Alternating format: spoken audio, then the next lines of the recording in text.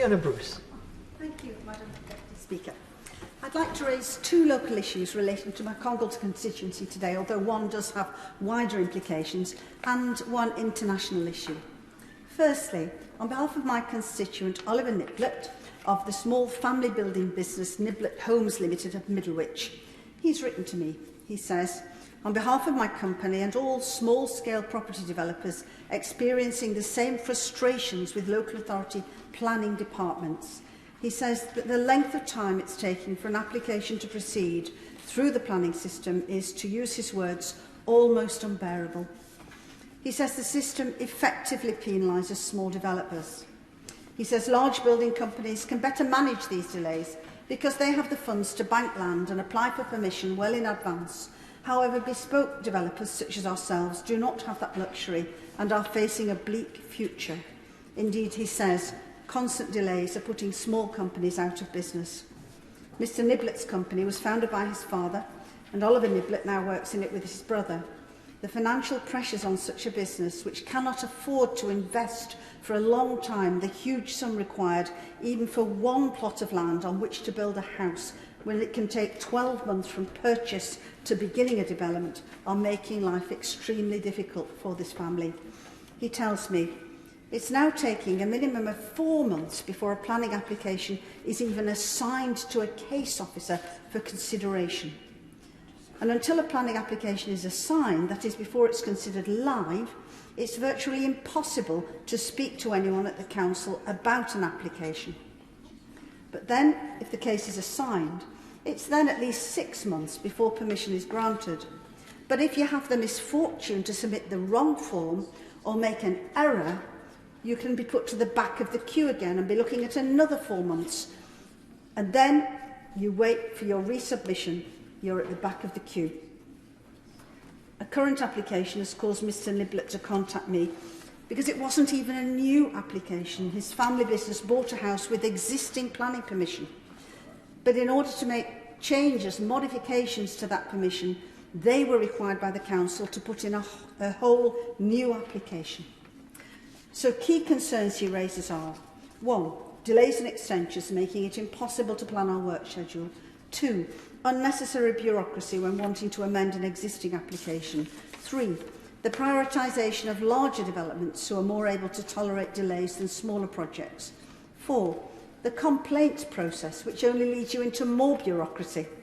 And 5, the way that applicants are treated by councils and council officers, the likes of which, he says, would simply not be tolerated in the private sector. Now, Mr Niblett's fully aware this is not an exclusive issue relating to our local authority, that's Cheshire East Council.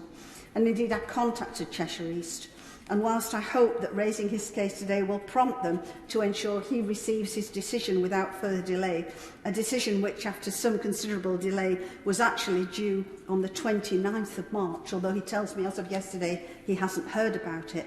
But the council has responded to me regarding these concerns, saying the planning system faces a real challenge in terms of the availability of skilled workers in the sector and the high level of demand placed on the system.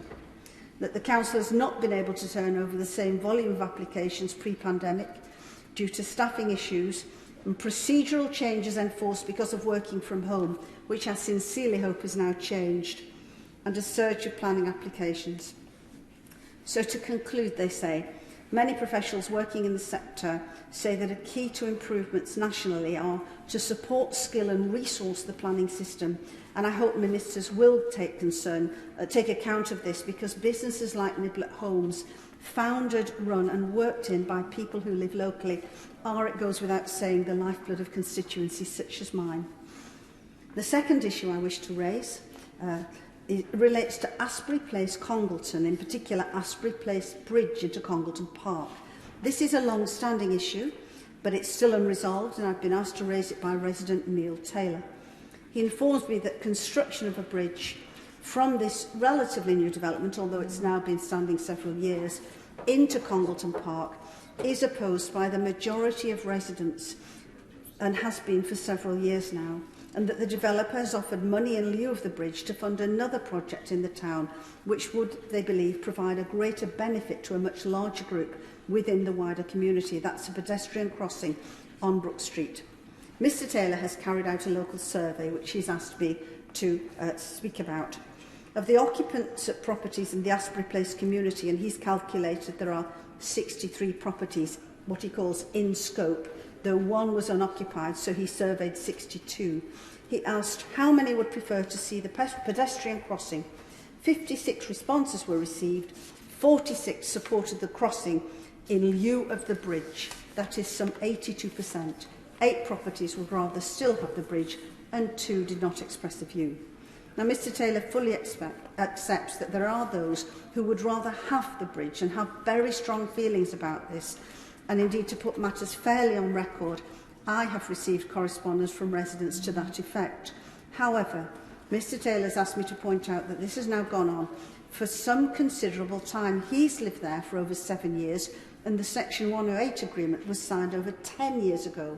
And he tells me over the years a number of people who initially would have preferred a bridge would now rather have the road crossing. And of course, not having the bridge doesn't change anything today. They have lived without it for so long. I asked him what would he like me to achieve through highlighting this today. He said residents would like an in-person conversation with someone from Cheshire East Council willing to listen to them, and hope therefore that even at this point in time that a dialogue could be arranged, bearing in mind the figures which he has established representing what he believes is a majority view. I hope this will now be the case. And finally, I'd like to raise an issue which of considerable distance away indeed from Pakistan. On the 21st of March, an 18-year-old Hindu girl, Pooja Kumari, was shot dead in Sindh province. According to media reports, the alleged killer wanted to convert Pooja to Islam and marry her. When she refused, the alleged killer attempted to abduct her and, following a struggle, shot her. Local police arrested the alleged killer on 22nd March. I'd like to express my condolences to Pooja's family. Tragically, the abduction of young girls in Pakistan for forced marriage and forced conversion is far too common, and it's affecting not only Hindus like Pooja but also Christians and Sikhs. Some estimates put this as at many as 1,000 girls a year. This is simply unacceptable.